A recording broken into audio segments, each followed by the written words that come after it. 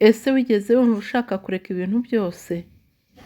Wigeze wumva ntacyo bimaze gukomeza mu buzima? Wigeze wumva byose bikubereye bibi? Niba ari byo, iyi video ni iyawe.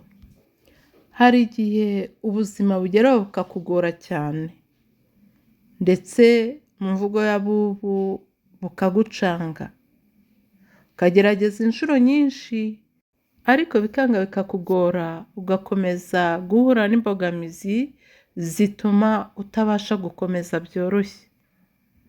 Bishobora kugutera intege nkeya, ukumva ucitse intege rwose. Icyo gihe uba wumva nta kindi gisigaye cyo gukora. Ariko ukuri ni uko ibihe bikomeye si iherezo, ni igice cy'urugendo.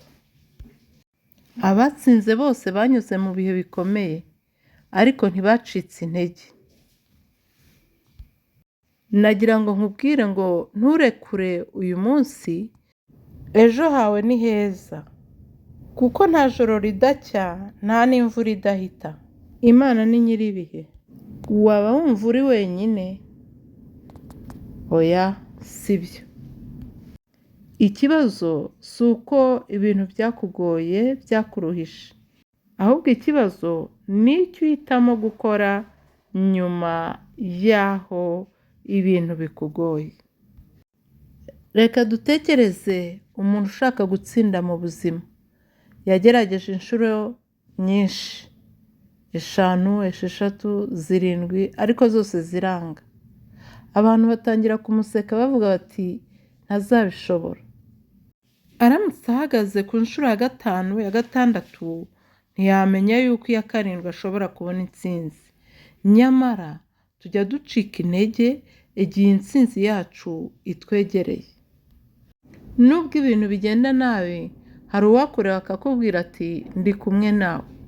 Hari igihe wumva amasengesho yawe adasubizwa, ariko Imana iba igitegura igisubizo cyiza kurusha uko ubyifuza. Humura, nturi wenyine. Imana ntabwo ijya igutererana.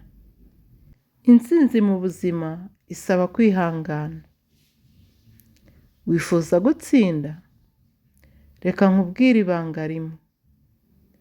Nta ntsinzi iza ijoro rimwe.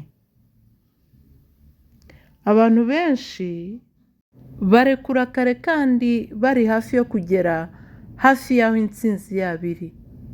Kwihangana niyo ntambwe itandukanya abatsindwa n'abatsinzi. Ihangane gato, ushobora kuba uri hafi y'intsinzi yawe kandi utabizi.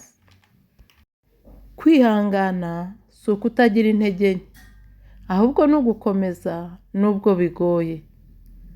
Abatsinze si abatagize ibibazo, ahubwo ni abanze kurekura hakiri kare. Iyo ibintu byanze uyu munsi, si ukuvuga ko bizahora byanga. Ejo hashobora kuba ariho impinduka yawe iri, ariho ishingiro ryo kuzahurwa kwawe guhagaze. Ese gutsindwa bitwigisha iki mu buzima? Gutsindwa si ikibazo. Ikibazo ni uko utigira ku byo watsinzwe. Iyo utsinzwe ubona aho wakosheje. Iyo utsinzwe wiga uburyo bushya bwo kugerageza. Gutsindwa si iherezo, ahubwo ni isomo rikugira mwiza kurushaho. Ntutinye gutsindwa, kuko ari bwo buryo bwiza bwo gutsinda neza. Niba wumva bikugoye ndetse uri hafi kurekura, ndagusaba ikintu kimwe. Komera undi munsi umwe gusa. Ntucike intege. Ibyo urimo kunyuramo si byo bizakugena, ahubwo nibyo bizakubaka. Kandi niwubakwa, uzaba wubakitse rwose. Uzaba ukomeye, nta kizongera kugukanga, nta n'ikizongera kugusubiza inyuma, kuko ibyo wanyuzemo byakubereye isomo rihagije, ndetse biragukomeza ku buryo ubu noneho washikamye kandi ukaba utapfa guhungabana uko bishobotse kose. Komera, shikama, tera intambwe ujya mbere, ibyiza biri imbere. Ariko ntiwibagirwe kwishingikiriza ku Uwiteka mu byo ukora byose, kuko niwe utuma ukomera kurushaho. Kandi ntiwite kuri iyi si, kuko yo yakubwira iti yahure. Ubuzima ntabwo bushoboka, ariko iragushuka kuko intsinzi yawe iri hafi. Nkwifurije kudacika intege mu buzima, kuko igisubizo cyawe Imana iragifite kandi uri hafi kugishyikira. Murakoze, Imana y'amahoro ibahe umugisha.